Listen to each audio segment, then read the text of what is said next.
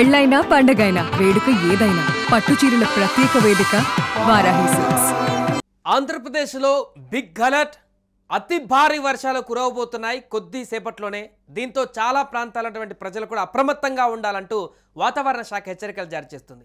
All of సడన్గా ఇంత భారీ వర్షాలు ఎందుకు కురవబోతున్నాయి, దీని ప్రభావం ఏ రకంగా ఉండబోతుంది, ఏ జిల్లాలపైన అధికంగా వర్షాలు నమోదు కాబోతున్నాయి, దాని తర్వాత వచ్చేటువంటి పర్యవసనాలు ఏంటి, వాతావరణ శాఖ అధికారులు ఏం చెప్తున్నారు, పూర్తిగా ఒకసారి ఆ వివరాలు చూద్దాం. నైరుతి ఋతుపవనాలు ఈ నెల 23 లేదా 24 నాటికి కేరళలోకి ప్రవేశించేటువంటి పరిస్థితులు అత్యంత అనుకూలంగా ఉన్నాయంటూ భారత వాతావరణ విభాగం ఇప్పటికే వెల్లడించింది.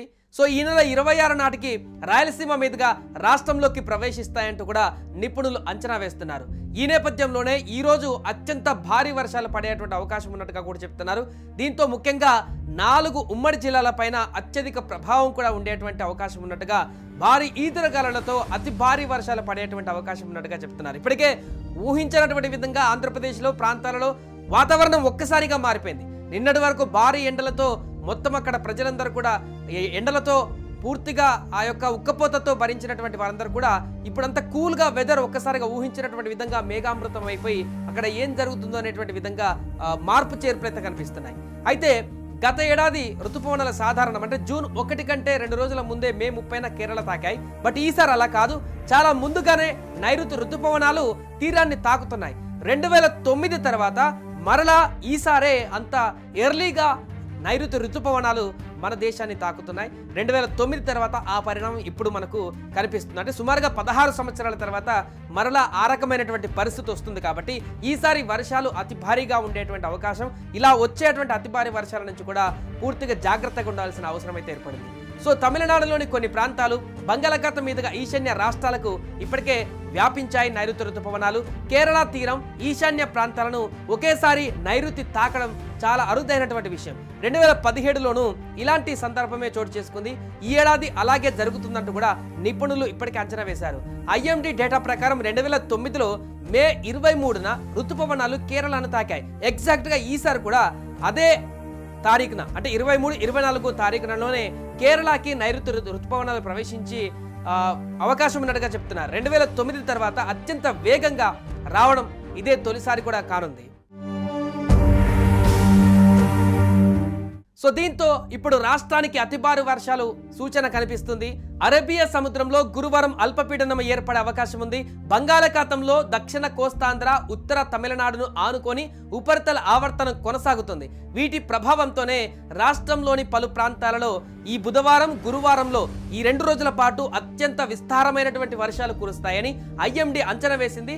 అనుకున్నట్టుగానే అక్కడ వాతావరణం మారిపోయింది, పలు చోట్ల వర్షం మొదలైపోయింది. సో బుధవారం డాక్టర్ BR అంబేద్కర్ కోనసీమ, తూర్పుగోదావరి, కాకినాడ, కృష్ణా, పశ్చిమ గోదావరి, నంద్యాల, వైఎస్ఆర్ జిల్లాలలో అతి భారీ వర్షాలకు అవకాశం ఉందని IMD తెలిపింది. అందుకని ఈ జిల్లాల ప్రజలు అప్రమత్తంగా ఉండాలంటూ కూడా ఇప్పటికే అధికారులు కూడా అప్రమత్తత వ్యక్తం చేస్తున్నారు.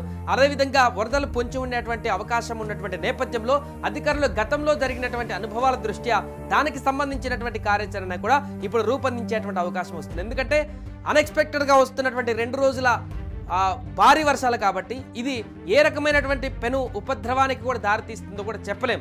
అన్ఎక్స్పెక్టెడ్గా వచ్చేటువంటి ఈ ఉపద్రవాలు, భారీ వర్ష బీభత్సాలు అనేటివి అది కాసేపు వెళ్ళొచ్చు, లేదా క్రమం తప్పకుండా బెంగళూరులో చూస్తున్న పూర్తిగా కాలనీలన్నీ మునిగిపోయాయి. అక్కడ సాఫ్ట్వేర్ కంపెనీలు కూడా నీళ్లలోనే మునిగిపోయినటువంటి పరిస్థితి, 3 మరణించారు. అక్కడ భీకరమైనటువంటి పరిస్థితి మనం చూసాం.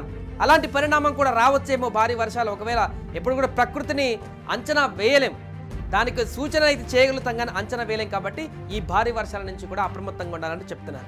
ఇక ఇప్పటికే మన దేశంలో సాగు భూమిలో 52% వర్షపాతమే ప్రధాన ఆధారంగా చెప్పుకోవచ్చు. మొత్తం వ్యవసాయ ఉత్పత్తిలో ఈ సాగు భూమి నుంచి ఏకంగా 40% దిగుబడి వస్తుంది. అందుకే భారత ఆహార భద్రత, ఆర్థిక స్థిరత్వంలో నైరుతి ఋతుపవనాల పాత్ర కీలకంగా ఉంటుంది.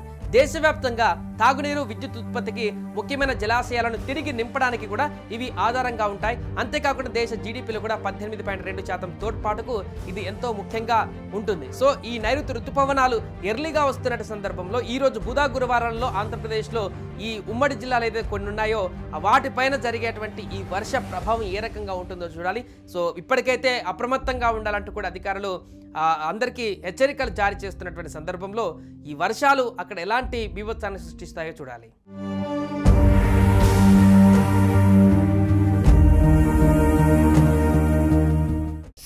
టీవీలో మీ పర్సనల్ అండ్ బిజినెస్ ప్రమోషన్స్ కోసం కింది నెంబర్కి కాంటాక్ట్ చేయండి.